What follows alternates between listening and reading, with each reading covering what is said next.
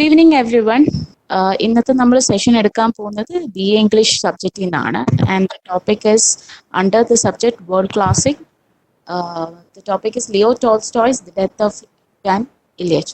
And ഇന്നത്തെ നമ്മുടെ faculty Sanjita Joshua madam ആണ്, Dr. Sanjita Joshua. She is Associate Professor at Government Women's College, Trivandrum. And ഇന്നത്തെ നമ്മുടെ ഒരു സെഷൻ 1 hour സെഷൻ ആണ്. All the complete session you can ask your doubts, you can post your doubts in the Q&A session. This session കഴിയുമ്പോഴത്തേക്കും madam Q&A questions നിങ്ങൾക്ക് discuss ചെയ്യുന്നതായിരിക്കും. So welcome all of you once again to this session. Over to you, madam. Okay, thank you, Isaac, for giving me this opportunity. Now, before I begin, I hope this lecture will be useful to the students, and I know you are all anxiously waiting for the university examinations, which I understand is being scheduled to begin next week. So this is a route map of the lecture. We begin with a short introduction to classics in Russian literature, before moving on to a detailed discussion on Leo Tolstoy and the novella The Death of Ivan Ilyich. I have also included a few questions that are usually asked in the university examinations. And after the class, I hope you will clarify your doubts. I'll be happy to take your questions. First, let us take a look at what is a classic. A classic is an outstanding work of art. It can be a painting or a sculpture or a building or a poem, novel, anything. It has to be of the highest quality, and it has got universal appeal. Now, an important feature of the classic is that it stands the test of time. If you look at the slide, you will find a picture of the world famous painting, Mona Lisa. It is an example of a classic. What is the role of museums in creating classics? As you all know, museums are places where great works of art are preserved and displayed. Now, for example, the Mona Lisa, it is a work of the early 16th century, and it has been on permanent display at the Louvre Museum in Paris since 1797. The Mona Lisa, a classic masterpiece of the Italian Renaissance. What is a literary classic? We already saw that a classic is an outstanding work of art. So a literary classic obviously refers to the fact that it is a literary work with an outstanding literary merit. Now, for example, two monumental classics, literary classics of ancient Greece are the Iliad and the Odyssey by Homer.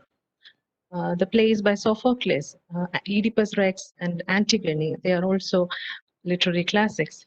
If you look at Indian classical literature, the Sanskrit poet and dramatist Kalidasa, he is considered as one of the greatest Indian authors, and his Kalidasa's Abhinana Shakuntalam, or translated as the Recognition of Shakuntala, is regarded as the greatest work in Indian classical literature.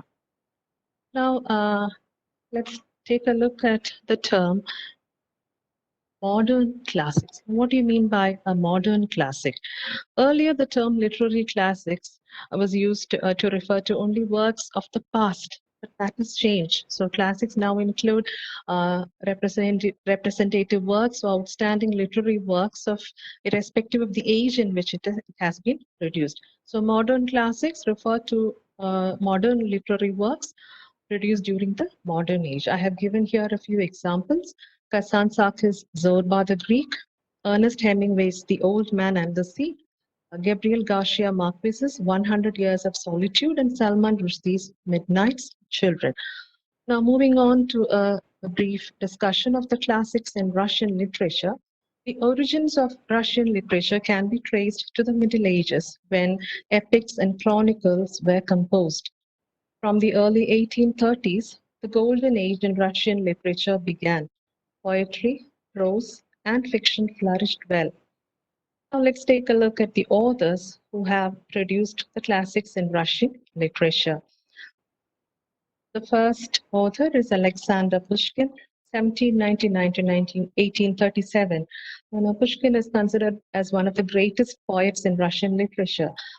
He is also called the founder or the pioneer of modern Russian literature. He was a poet, a playwright, and a novelist. Some of his famous works include The Belkin Tales, The Queen of Spades, and The Captain's Daughter. Nikolai Gogol is considered the first great Russian novelist. He laid the foundations of 19th century Russian realism. The writer we saw earlier, Alexander Pushkin, he was a he used to write during the Romantic era in Russian literature. So Gogol was the one who laid the foundations of Russian realism. His important works are The Nose, Dead Souls, and The Overcoat. Fyodor Dostoevsky, I'm sure you're familiar with his name. He is international mass novel. Dostoevsky is on 20th.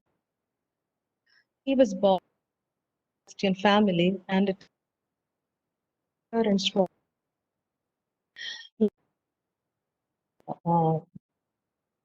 Crime and punishment.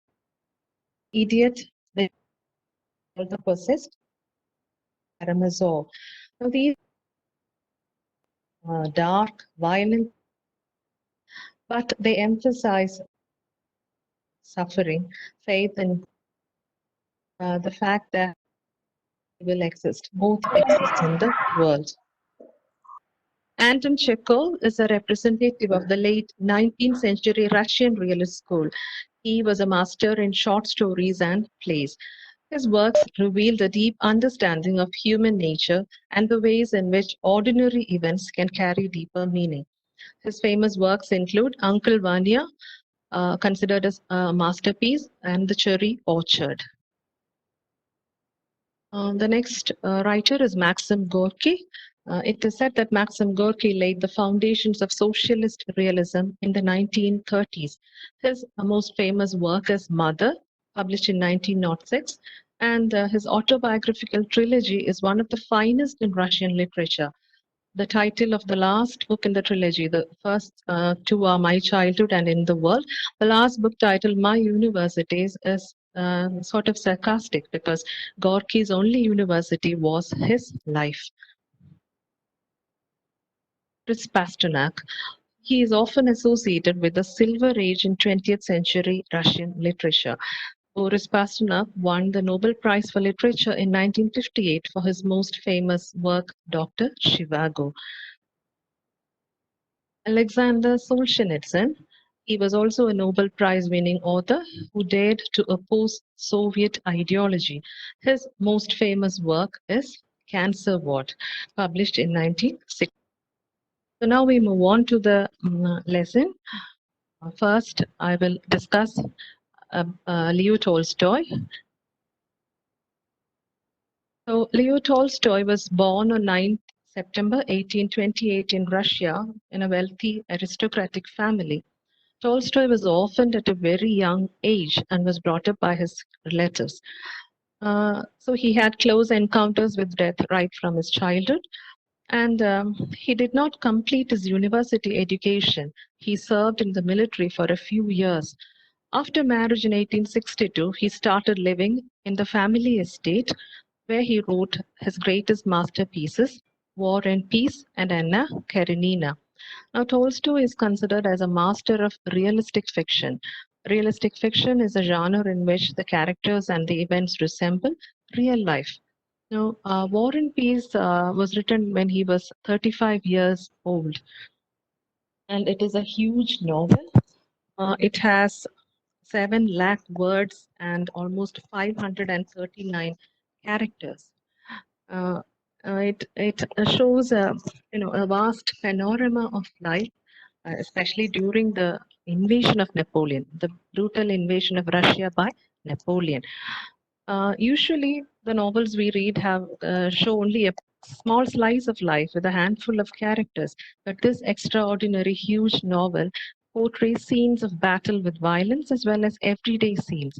And Tolstoy seems to point out that life is larger than any of us.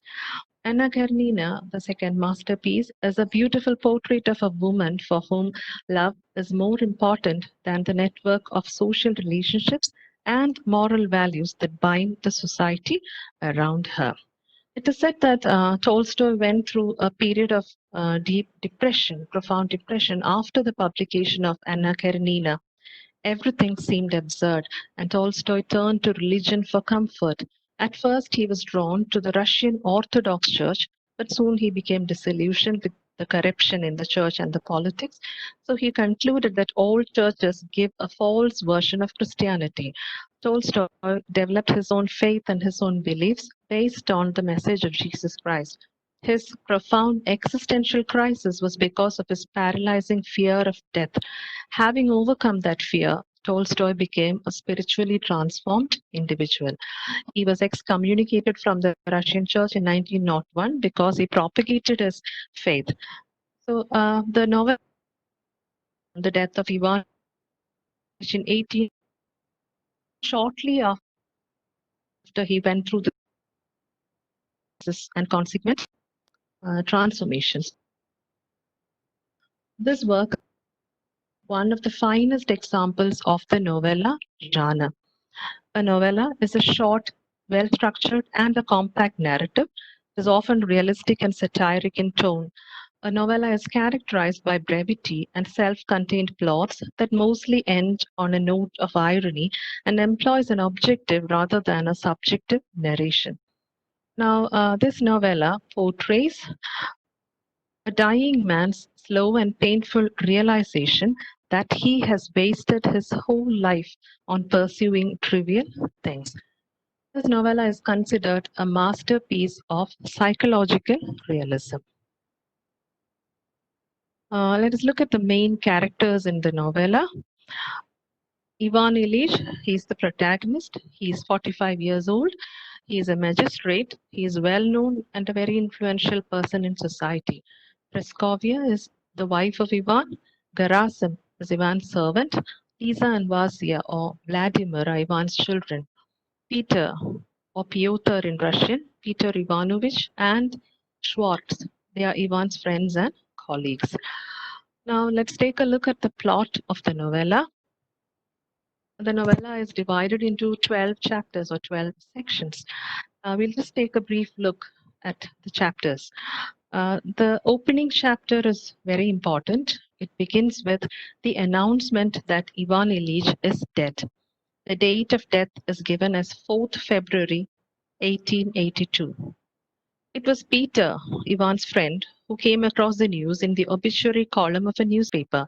Immediately he shares it with his colleagues who were on their way to court. This news elicits mixed reactions in the minds of his colleagues. Although they express sorrow, when Tolstoy shows us what is going on in their minds, we understand that they are actually thinking about how Ivan's death will benefit their careers. So Tolstoy also mentions that Ivan was liked by them all, but as the chapter unfolds, we understand that this was a satiric comment. Nobody really liked Ivan, and so his death did not really affect any of them. Instead, each one of them thought happily, it was he who died, not I. Now, Peter has known Ivan from childhood, and he has studied law with him, and also he was his colleague, and he has known Ivan for a very long time. So he feels obliged to attend the funeral. And when Peter goes to Ivan's home, Tolstoy introduces the readers to the members of Ivan's family. We just get a brief glimpse of the wife and the children. Now, when Peter meets Praskovia, concerned about Ivan's pension, the money that she will get. And Peter is also slightly taken aback when he sees the dead man. The dead man's face was more handsome and more dignified than when he was alive.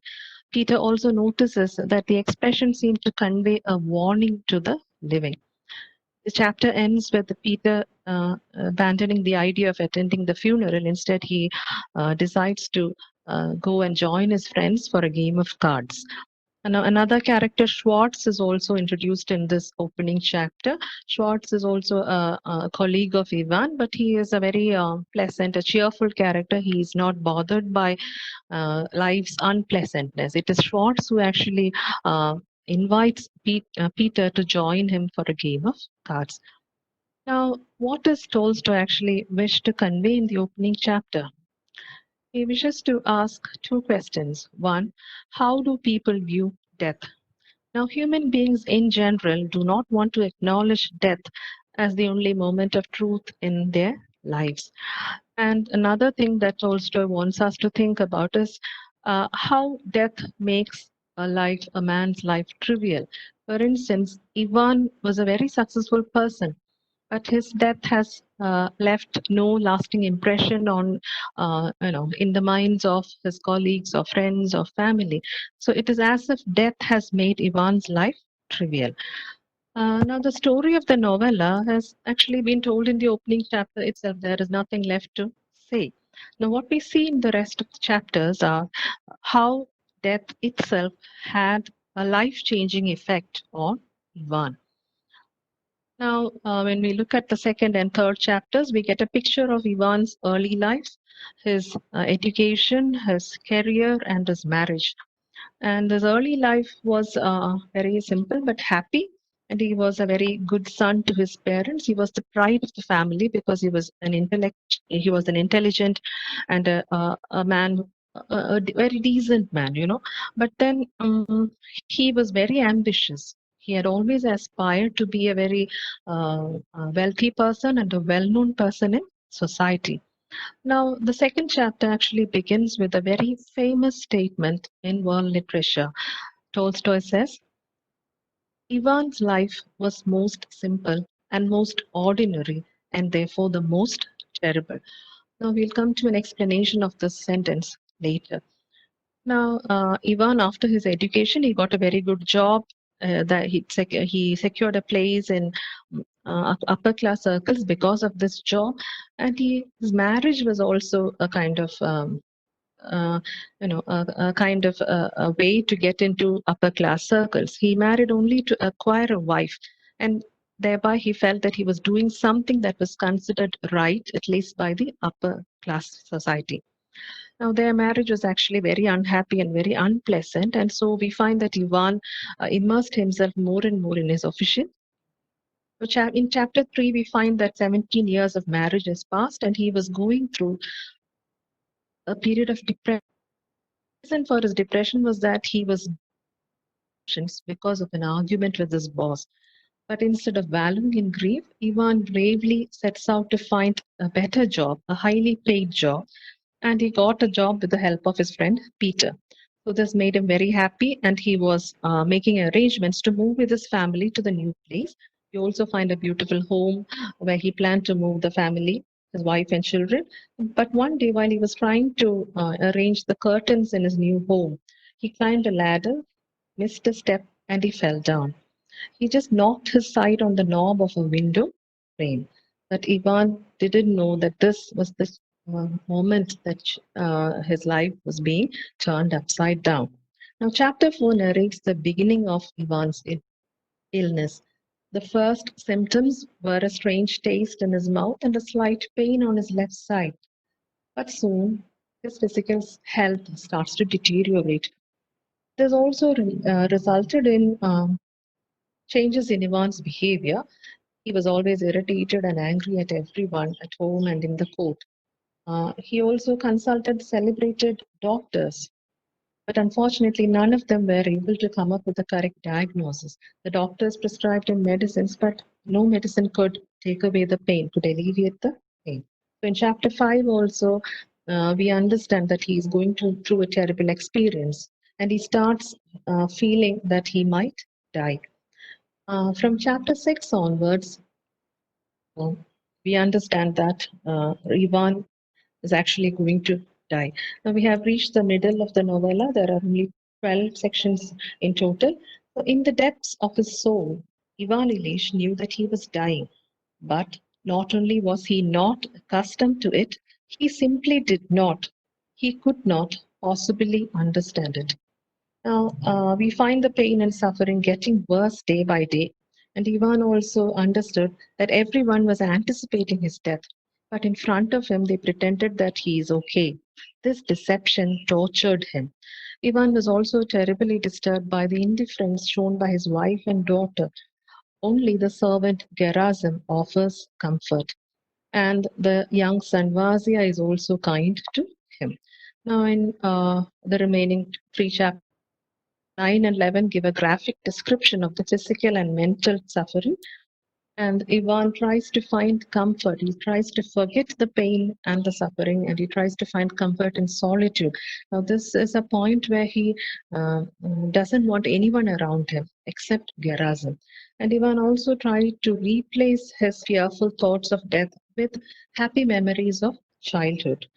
And again, the realization dawns on him when he looks back on his life. The only happy memories he had were of his early youth and childhood. Now, the last chapter, final phase of Ivan's suffering, is described in chapter 12. Now, we know a little bit about Ivan's intense pain and suffering that he went through in the opening chapter itself. Praskovia, while talking to Peter, mentions that during the last 3 days of his life, Ivan was screaming continuously. So this chapter is marked with extreme suffering. It focuses on the gradual realization of Ivan.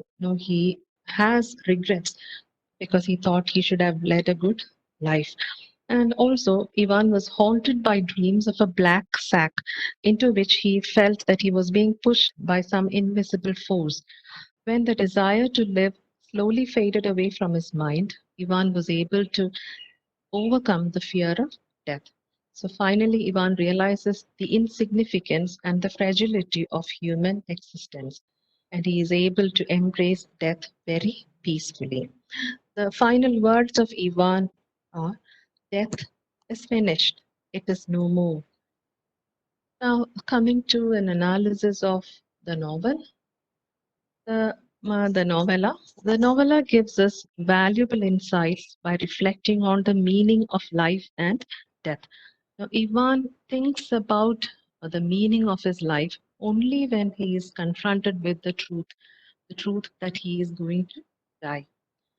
So the death of Ivan Ilyich explores Tolstoy's views that people lead shallow and unhappy lives in order to fulfill expectations of society. So Tolstoy is also trying to point out that the lives we lead are not our own lives, are not authentic lives. We are only trying to fulfill the expectations of other people or what society demands of us. And the sufferings that Ivan undergoes and the sufferings that are described in the novella, some critics say that they actually mirror, they reflect Tolstoy's own intellectual and spiritual struggles. I hope you remember that I've already mentioned the novella was composed and published shortly after he went through a spiritual crisis and a transformation. The death of Ivan Ilyich elucidates Tolstoy's religious beliefs and his views on leading an authentic Christian life. Now, the stress is on the word authentic. Now, authentic just means that you should be able to take responsibility for your actions. You should be able to make good choices in your life. So we move on to an analysis of the characters. Ivan Ilyich. Ivan is a very common Russian name. It is actually a variant of the English name John. And Ivan in Russian means God is gracious. So Ivan is the protagonist, the main character of the novella. He is an ambitious person. He was a very wealthy and successful magistrate who dies at the age of 45. Now, I've already mentioned that the second chapter begins with a very important statement in world literature. Ivan Ilyich's life had been most simple and most ordinary and therefore most terrible. Now, what does Tolstoy mean by saying that Ivan lived a terrible life? It probably refers to the fact that Ivan's life was devoid of spiritual and moral values. He was not free to make choices and live an authentic life on his own terms. Instead, he simply followed the dictates of society, and this was mainly because he was strongly influenced by the upper class manners and ways of life. Now, Ivan was always, interested. He was only interested in his career, and he was always immersed in official duties. So this meant that he could not spend enough time with his family or friends or colleagues. He loved to play bridge, a card game, which he often used to play with friends. But even then, that was just a social circle of, upper class men, influential and powerful men in society. He didn't really have any good friends. Uh, Also, in chapter 1, we understand, how the colleagues react to the death of Ivan.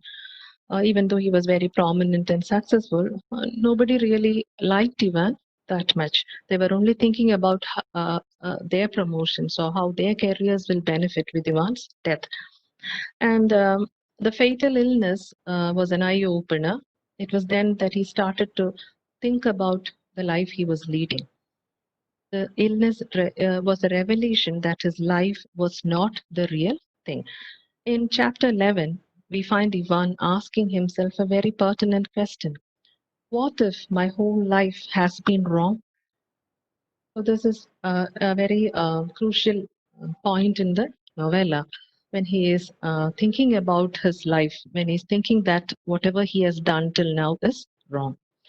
Now, through the character of Ivan, Tolstoy serves to remind the readers to reflect on their lives. It is like a warning that Peter Ivanovich observed on the dead man's face. Now, the second most important character is Gerasim. Gerasim is also a Russian name. It means elder or respectable. It is a form of the Greek name Gerasimos, which means gift. Now, Gerasim is just a servant in the family. He comes from a peasant background, but he is very gentle and he is also wise. He is very kind to the sick Ivan. Gerasim is the only cheerful and bright character in the household. And his greatest quality is his capacity to empathize. He is the only person who empathizes with Ivan. He understands the intense pain and suffering that Ivan goes through, and he becomes the only source of physical comfort and emotional support. Gerasim is the only character in the novella who stays with Ivan throughout till the very end. And also, Gerasim can be considered as a symbol of Christian goodness. He almost resembles the Good Samaritan. A Good Samaritan is a parable that is mentioned in the Bible, where a man from Samaria on a journey, he sees a wounded man on the road, and immediately, without thinking, he just helps him. He takes him somewhere and helps him to recover. So Gerasim is actually an absolute stranger as far as Ivan is concerned. But then he is the only person who volunteers to look after Ivan. So he is a symbol of Christian goodness. And again, Gerasim lives a life aware that death will come for everyone someday. Now, this is a comment that actually Gerasim makes to Peter Ivanovich. And Peter Ivanovich, in the first chapter, when he leaves Ivan's home in order to join a game of cards, he sees Gerasim, and he tells Gerasim, oh, it is very sad that Ivan has died. Gerasim very calmly makes this comment, death will come for everyone someday. Praskovia is Ivan's wife. She is portrayed as a very selfish character, and she loves to spend money on luxuries. She was only interested whether Ivan had a really good job. And even while Ivan was very ill, she went on about her life as usual. She used to take her daughter Lisa with her to attend social gatherings, to go to the theater, to watch the opera, and so on. So Praskovia was a hypocrite. She was very unsympathetic and very indifferent. And now we see that before the funeral, this is mentioned again in the first chapter, that she questions Peter about the money that she is going to get now that Ivan is dead. Now, Vasya or Vladimir is Ivan's innocent young son. He is an immature character. He's an immature young boy. But unlike his mother and sister Lisa, Vasya is very sympathetic. He is very kind and compassionate to Ivan. Vasya suggests or is a symbol of hope for the future. Now, the last two characters that I will be discussing here are Peter or Pyotr Ivanovich and Schwartz. Now, Peter is Ivan's close friend, or he is, that is how he describes himself. But we understand that he was not a really close friend. Close friends don't, instead of going to their friend's funeral, they don't go to play a bridge game or a game of cards. So anyway, Peter is a symbol of Ivan's social milieu. This was the social milieu that Ivan had always aspired for, and he wanted that also. Now, Peter was helpful to Ivan in many ways. When he went through a crisis, it was Peter who helped him by getting him a better paid and a very good job. But then he is also a kind of a fake friend who doesn't really stand by Ivan when he needed him. Schwartz is another character. Schwartz was a very playful man. He was always well dressed. He paid great importance to his appearance. He always wore well stitched clothes. And Ivan once comments in the novella that Schwartz resembles Ivan of his early life. In the earlier part of his career, Ivan also used to do the same. He was only interested in pursuing, pursuing things of fun and taking care of his attire. He made sure that he had his suit stitched at the best tailor in town and so on. Now, this character ignores the unpleasantness of life. In the opening chapter, we see Schwartz at the home of Ivan, and he winks at Peter when he comes there. He winks at Peter. And later we find him kind of persuading Peter to go for a game of bridge with him instead of attending the funeral. Now, Schwartz is a German name. It means black. And this character may stand for the Tolstoyan belief in the hollowness of a light-hearted or a very casual attitude towards life. Now, let us see the main themes in the novella. Death or mortality is the most prominent theme.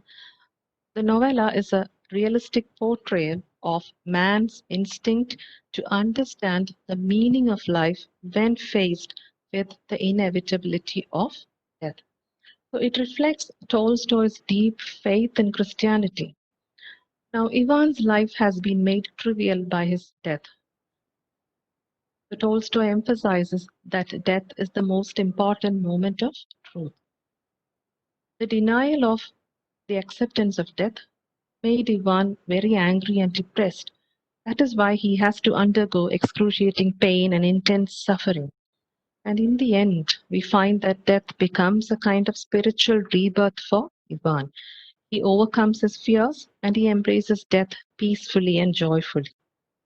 So these are his last words. He doesn't really say these words aloud. It is said in the novella that he said these words to his soul. So the people around him didn't actually hear him uttering these words. So this is what he says, that he mutters to his soul just before he died. Death is finished. It is no more.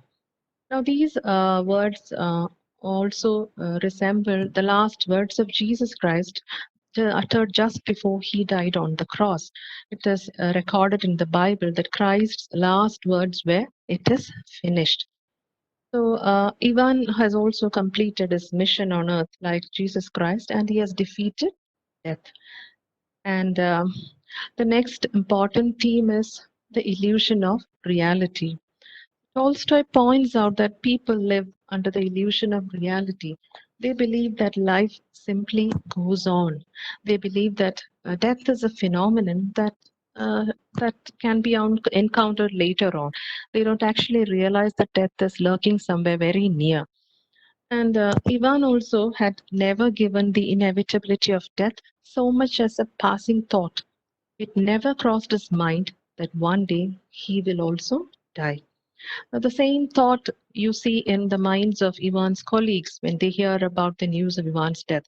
Each one of them thought, it is he who died and not I. So what happens in Ivan's life is that one day death comes into his life unannounced in the form of a strange, a painful, and an incurable illness. So, but even then, Ivan refuses to acknowledge the reality of death.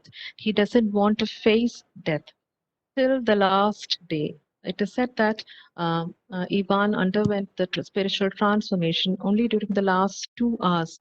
So till then, he was unable to accept the reality of death. But this illusion is also seen or carried forward by Ivan's wife and his colleagues. They pretend that there is nothing wrong with Ivan. They are reluctant to face the fact that Ivan is going to die. And we understand that Ivan was also tortured by this deception. Even the doctors whom he consulted gave him false hopes. They told him that he only has to take his medicines and take rest and so on. And so Tolstoy says that as long as people refuse to acknowledge or confront death, they live under the illusion of reality. Now, the next theme is conflict between worldly or materialistic and spiritual life. Now, this is again a Christian theme. So the novella reflects the attitude of most individuals towards life and death. In the case of Ivan, he had completely ignored the spiritual aspects when he was alive, and he was only after worldly pleasures. He chased worldly pleasures, and he was more interested in his career, in his promotions. So during his illness, he became aware of the importance of spiritual life.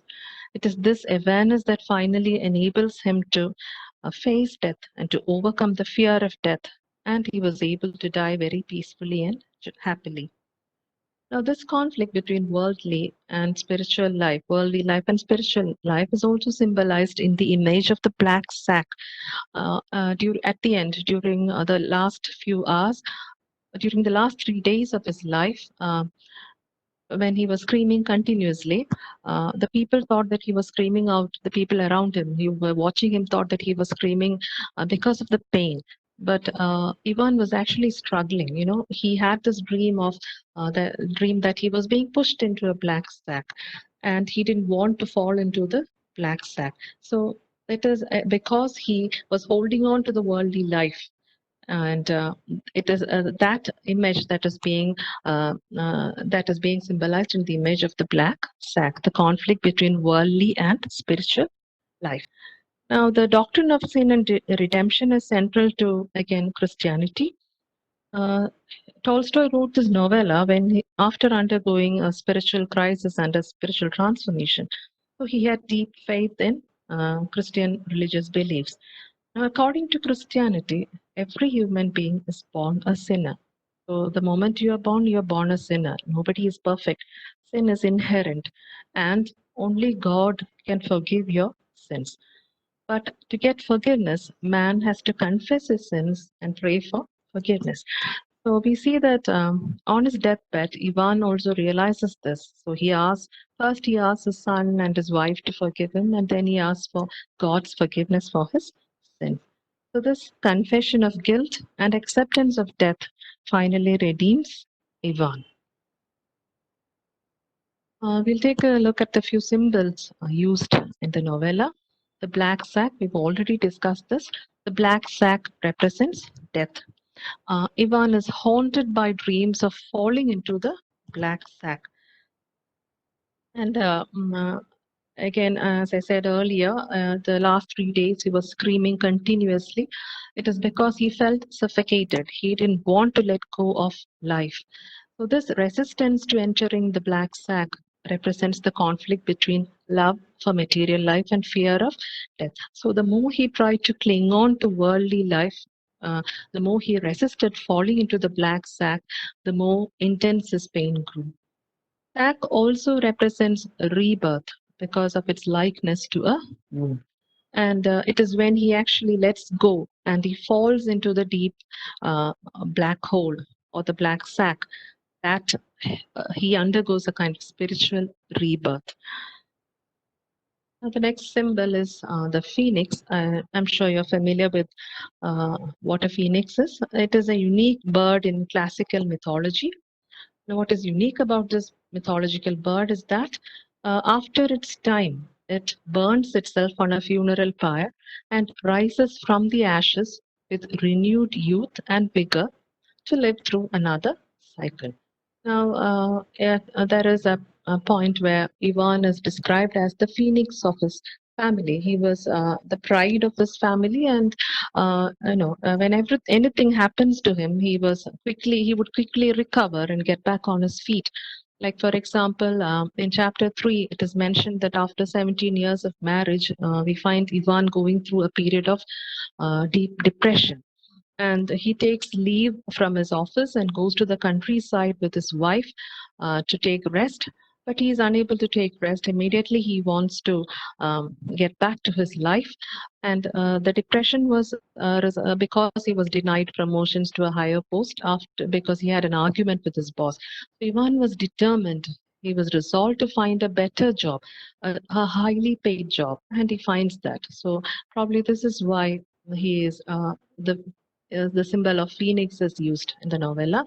Now, the symbol of the phoenix also symbolizes the resurrection or rebirth, because like the phoenix, Ivan was able to overcome the fear of death. Finally, victory was in overcoming the fear of death, and he evolved into, or he was reborn into, a spiritual being. Now, this novella also uses many motifs. I'm just pointing out a few here. Motive is a recurrent idea or a concept that you find throughout a narrative. It is repeated, a repeated symbol. Motive is a repeated symbol.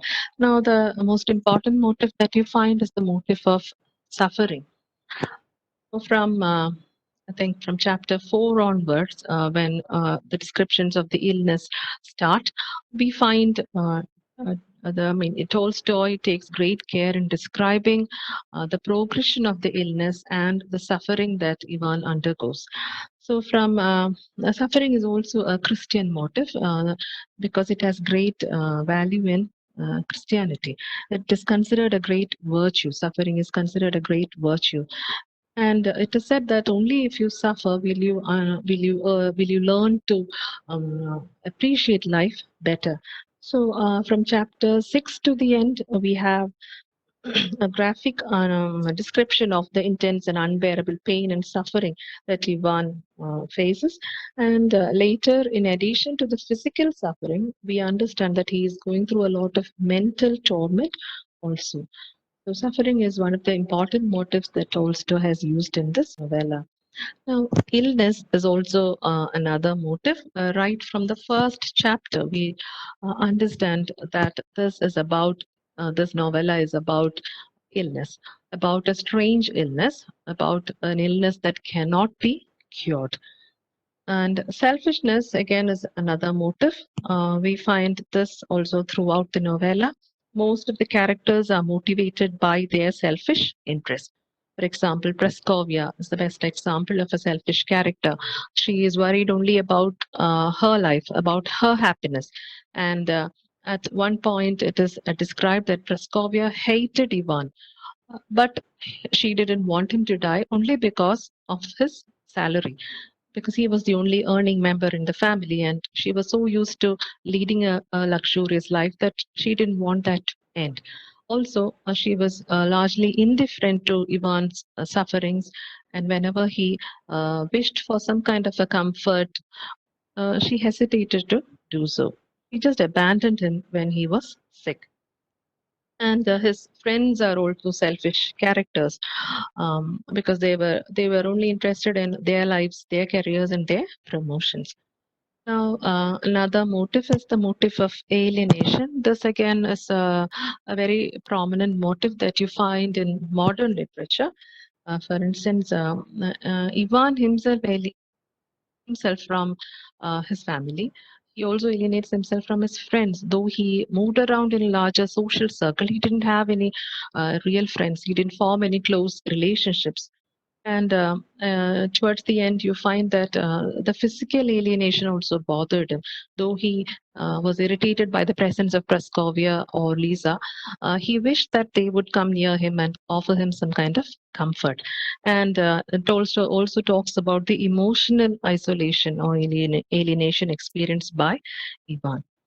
Now, to conclude, the death of Ivan Ilyich portrays existential fear of disease and death while describing life as a web of lies.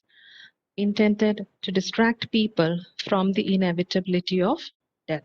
So people are often caught up in the web of life, which is actually, according to Tolstoy, it is just a deception. It is a web of lies. And this web of lies actually distracts people from thinking about the day when death will finally come. So the novella proves that Tolstoy was not just one of the greatest writers who ever lived, but he was a living symbol of the search for the meaning of life. Now, Matthew Arnold, the great Victorian writer and critic, has commented that a novel by Tolstoy is not just a work of art, but it is a piece of life. These are some of the questions that are usually asked in the university examinations. I have compiled these from previous questions, question papers. You may be asked for, to write very short answers on how to define a classic. You may be asked to name the authors of certain books like Crime and Punishment or Cherry Orchard, or for which work was Pasternak awarded the Nobel Prize for Literature, who is considered the pioneer of modern Russian literature, who laid the foundations of Russian realism in the 19th century, and which character tried to set up a game of bridge at Ivan's funeral. It is Schwartz. The image of which object haunts Ivan's dreams when he is ill? It is the image of the black sack. Now, these are paragraph questions. The first few are questions that may be asked from the introductory module. So write a paragraph on the role of museums in the creation of classics. You may be asked to write a paragraph on literary contributions of Anton Chekhov or Leo Tolstoy or any other classic writer. Then the influence of Christianity in modern classics has also been asked. So we have already looked at how Christianity has had an influence in this novella itself. And how does Ivan find that his appearance has visibly changed? So this is a point in the novel where his brother-in-law comes to visit him, and he points out to Praskovia. Ivan actually overhears them talking, and the brother-in-law points out to Praskovia that Ivan, his face looks like death. His eyes are dead. So that is when he understands that his physical health has started deteriorating. Describe the accident that happened to Ivan. It's a very trivial accident. He was changing curtains, fell, missed a step, and so on. Now, the early life of Ivan Ilyich has also been asked, and comment on the role of Gerasim is another question. Now, these are some of the essay questions that have been asked. How does Tolstoy bring about the pettiness of human beings in the death of Ivan Ilyich? And also to discuss Matthew Arnold's comment with reference to the death of Ivan Ilyich. So I hope you found this class useful. Thank you for your patient listening. And if you have any doubts or questions, please feel free to ask. More questions have been asked. Like one is, could you please explain the last words of Ivan? Okay, death is finished. It is no more. So till the last moment, till 2 hours before he died, he was struggling to accept the inevitability of death. He refused to acknowledge death as the ultimate reality. And till that moment, because you have the image of the black sack, he is tortured by dreams of the black sack. He didn't want to let go of life. And finally, when he decides to let go of life, he understands that death is a very peaceful process. It is described in the novella that when he falls, he lets go and he falls into the deep black sack. He finds a light at the end. He was expecting to find a darkness at the end, but instead he finds a light at the end. So death is finished actually means that he has overcome the fear of death. It is no more. Death can no more oppress or haunt Ivan or torture him. I hope this explains the last words. Okay. Yes, another question is that she has asked, do we have the whole novel on our syllabus, or it is just the first chapter? No, the whole novella is prescribed in the syllabus. If you look at the syllabus, you will find that this is mentioned in Module 4 Fiction. There are 2 works. One is The Death of Ivan Ilyich, and the other is Zorba the Greek. You would need to have a general understanding of the novel. I would suggest that you read the novel also. It's very short, so you can easily read. Okay, ma'am. ഇത്രേ ഉണ്ടായിരുന്നുള്ളൂ questions. I think it's time to wind up also. So, do you Okay. have anything else to add, or you have something to wind up? The students do their exams well. So good luck to all of them. Okay, ma'am. Thank you. Thank you, ma'am. Thanks a lot. Thank you. Thank you, audience. Thank you, madam. Thank you for taking this session. Thank you, audience, once more. Thank you. Thank you.